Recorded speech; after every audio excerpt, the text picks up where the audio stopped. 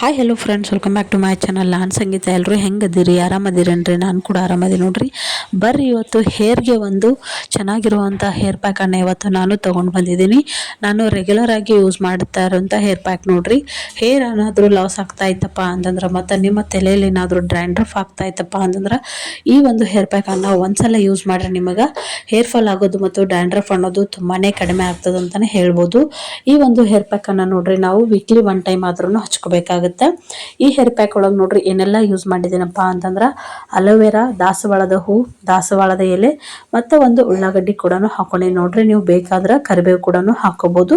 ಇದೆಲ್ಲ ಕೂಡ ಚೆನ್ನಾಗಿ ತೊಳ್ಕೊಂಡ್ಬಿಟ್ಟು ಮಿಕ್ಸಿ ಜಾರ್ಗೆ ಹಾಕಿ ನಾವು ನೀರು ಹಾಕದೆ ಇದನ್ನ ರುಬ್ಕೋಬೇಕಾಗುತ್ತೆ.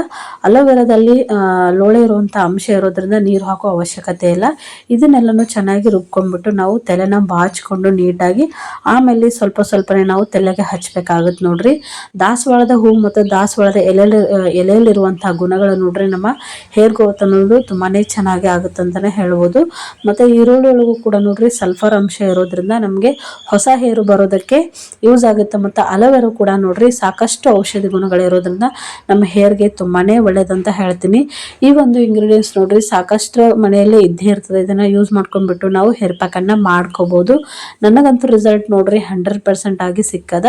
ಇದೆಲ್ಲ ಕೂಡ ನೋಡ್ರಿ ಚೆನ್ನಾಗಿ ಹಚ್ಕೊಂಡ್ಬಿಟ್ಟು ಒಂದು 5 ನಿಮಿಷ ಇದನ್ನ ಈ ರೀತಿ ಮಸಾಜ್ ಮಾಡಬೇಕಾಗುತ್ತೆ. ಮಸಾಜ್ ಮಾಡಿಬಿಟ್ಟು ನೋಡ್ರಿ ನಾವು ಇದನ್ನ ಒಂದು ಅರ್ಧ ಗಂಟೆ ಅಥವಾ 1 ತಾಸು ಬಿಟ್ಟು ಹೇರ್ ವಾಶ್ ಅನ್ನ ಮಾಡಿದ್ವಪ್ಪ ಅಂತಂದ್ರೆ ತುಂಬಾನೇ ಚೆನ್ನಾಗಿ ರಿಸಲ್ಟ್ ಬರ್ತದೆ.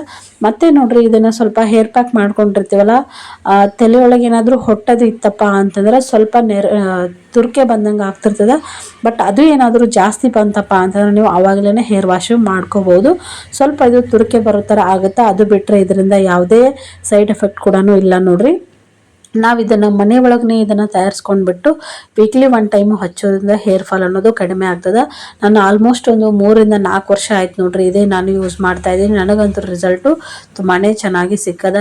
ಇವಾಗ ಮಗು ಆಗಿರೋದ್ರಿಂದ ನೋಡ್ರಿ ನನಗೆ ಈ ರೀತಿ ಪ್ಯಾಕ್ ಮಾಡೋದೆಲ್ಲನೂ ಆಗಿದ್ದಿಲ್ಲ. ಮತ್ತೆ ಇವಾಗ ಮಾಡ್ತಾ ಇದ್ದೀನಿ.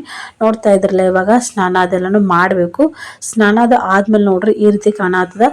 ಸ್ವಲ್ಪ ಎಲೆಯಲ್ಲಿರುವಂಥ ಅಂಶ ಇರ್ತದೆ ನೋಡ್ರಿ, ಹಾಗಾಗಿ ತಲೆ ಕೂದಲು ಪೂರ್ತಿಯಾಗಿ ಒಣಗಿದ ಮೇಲೆ ಆ ಅಂಶ ಹೋಗ್ತದ. ಅದು ಬಿಟ್ಟರೆ ನೋಡ್ರಿ ತುಂಬಾನೇ ಚೆನ್ನಾಗಿರುವಂಥ ಹೇರ್ ಪ್ಯಾಕ್ ಇದು. ನೀವು ಕೂಡ ಯೂಸ್ ಮಾಡ್ರಿ, ನಿಮ್ಮ ಹೇರ್ ಲಾಸ್ ಅನ್ನೋದು ಕಡಿಮೆ ಮಾಡ್ಕೊಡ್ರಿ ಅಂತ ಹೇಳ್ತೀನಿ. ಈ ವಿಡಿಯೋ ನಿಮ್ಗೆ ಖಂಡಿತವಾಗ್ಲೂ ಇಷ್ಟ ಆಗಿದೆ ಅಂತ ಅನ್ಕೊಂಡು ಇಷ್ಟ ಆಗಿದ್ರೆ ಲೈಕ್ ಮಾಡಿ, ಶೇರ್ ಮಾಡಿ, ಕಮೆಂಟ್ ಮಾಡಿ, ಮತ್ತು ನನ್ನ ಚಾನಲನ್ನು ಸಬ್ಸ್ಕ್ರೈಬ್ ಮಾಡೋದನ್ನು ಮರಿಬೇಡ್ರಿ ಅಂತ ಹೇಳ್ತೀನಿ.